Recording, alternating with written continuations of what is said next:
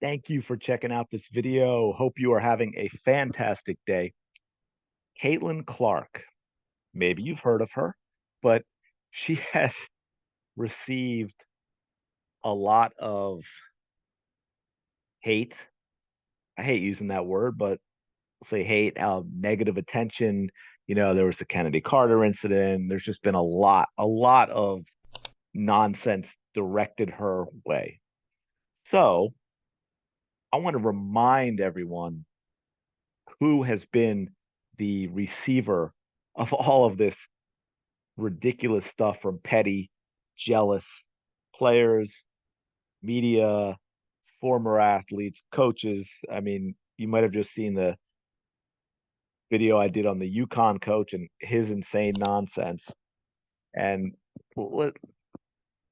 and again, other players throwing shade, the whole, the Angel Reese nonsense and the way Kennedy I mean, just all of it has been ridiculous. So let's let's focus on the positive and remind everyone who it is that's receiving all this and has never said anything herself, has never responded to the nonsense, has never thrown shade at anyone or clapped back or however you want to phrase the nonsense. But we're going to start with this short clip. This was post game Mystics.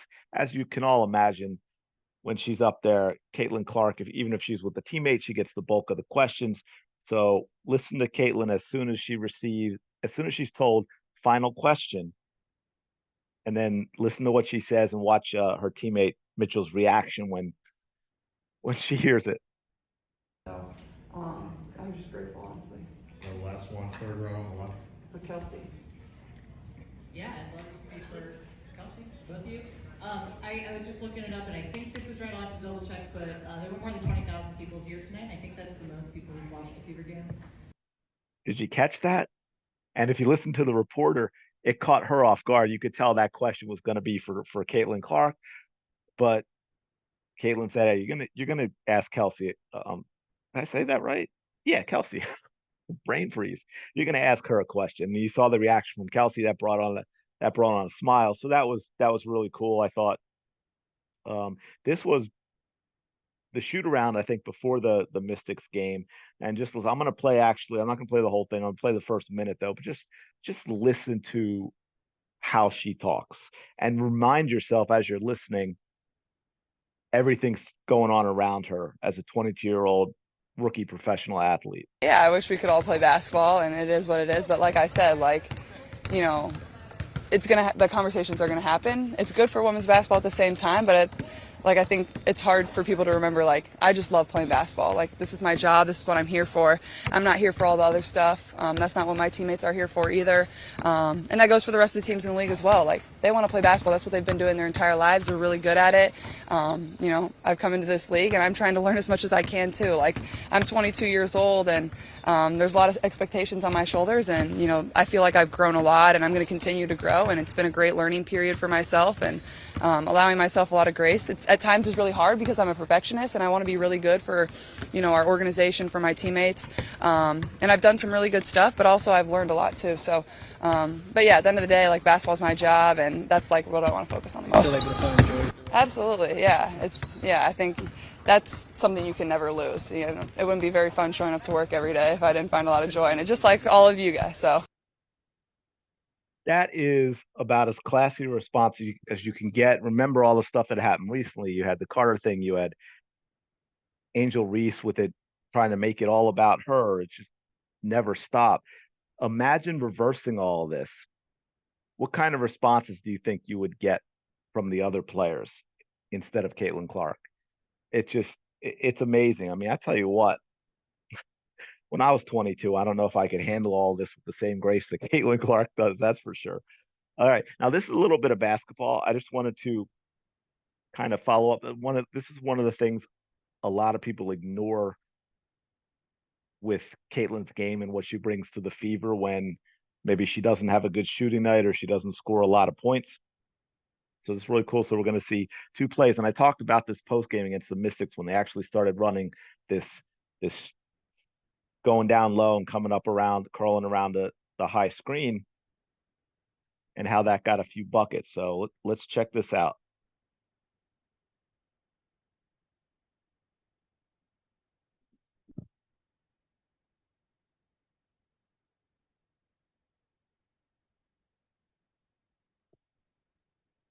All right. I don't know why there isn't sound. The sound's on.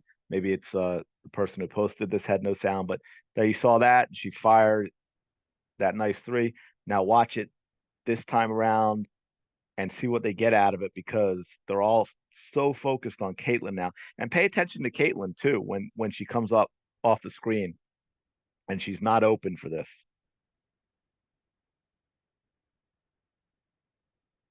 Right. So there she's coming down. She's going to come up with wrong. Look, three players, eyes on her.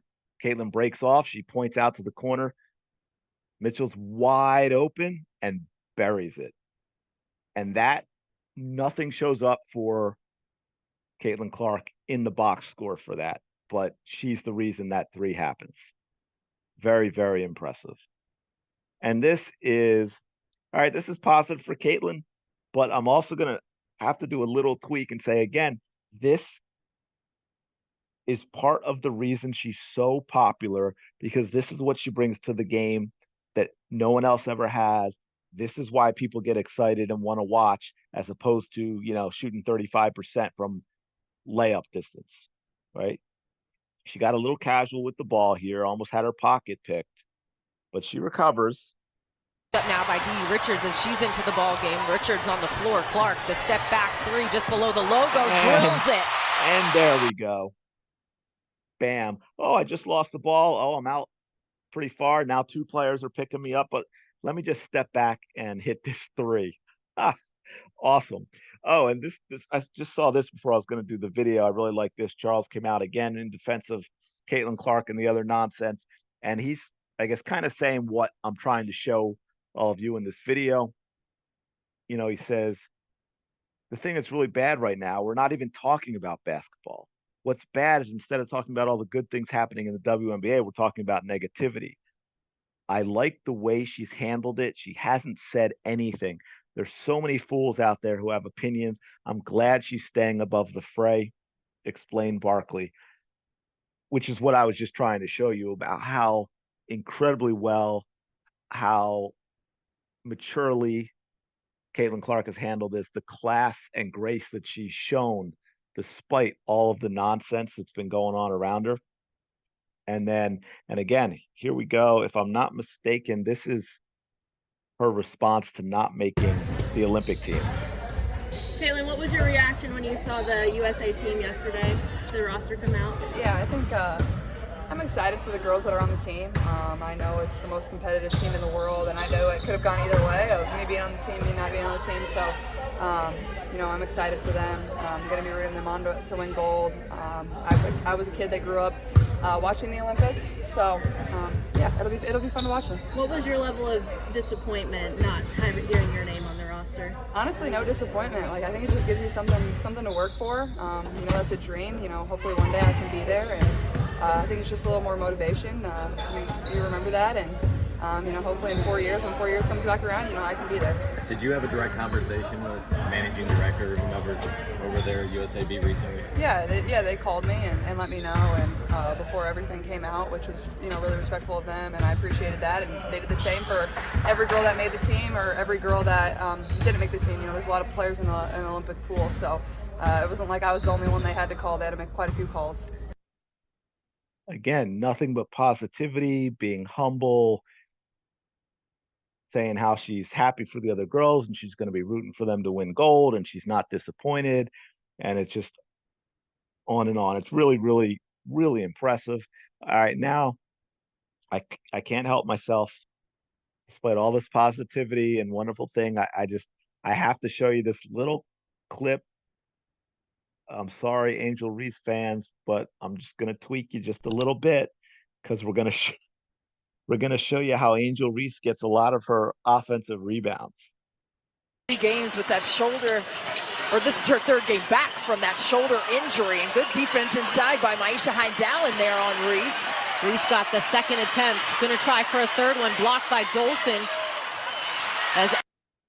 So she missed 2 layups and then had the 3rd attempt blocked. So 0 for 3 from 6 inches away.